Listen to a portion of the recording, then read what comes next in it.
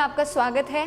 भागलपुर के तिलका मांझी चौक पर automatic traffic signal की व्यवस्था पिछले 20 दिनों से खराब चल रही है। भागलपुर में स्मार्ट सिटी योजना के तहत यातायात को सुचारू करने के लिए तिलका मांझी चौक पर ऑटोमेटिक ट्रैफिक सिग्नल की व्यवस्था की गई थी और इस व्यवस्था के तहत ट्रैफिक व्यवस्था काफी सुदृढ़ थी, लेकिन पिछले 20 दिनों से ऑटोमेटिक ट्रैफिक सिग्नल खराब हुआ पड़ा है।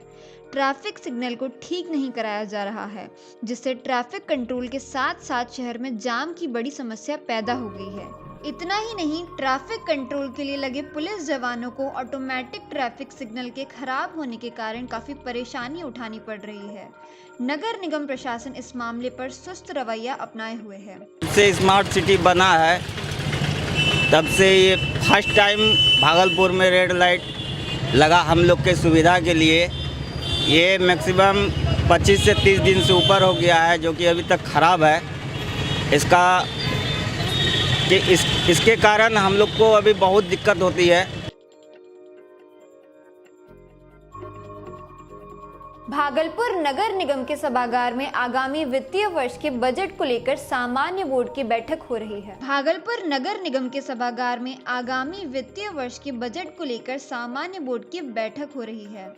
बोर्ड में पास होने के लिए 450 करोड़ रुपए के बजट का प्रारूप लाया गया है, जिस पर बहस जारी है।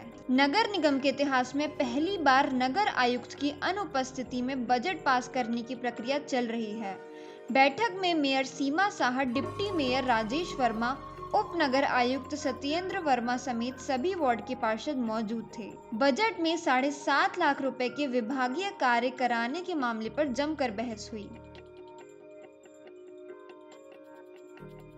भागलपुर जिला प्रशासन ने लोकसभा चुनाव की तैयारी करनी शुरू कर दी है। भागलपुर जिला प्रशासन ने लोकसभा चुनाव की तैयारी करनी शुरू कर दी है और साथ ही कर्मचारियों को चुनाव को लेकर प्रशिक्षण देना भी शुरू कर दिया है।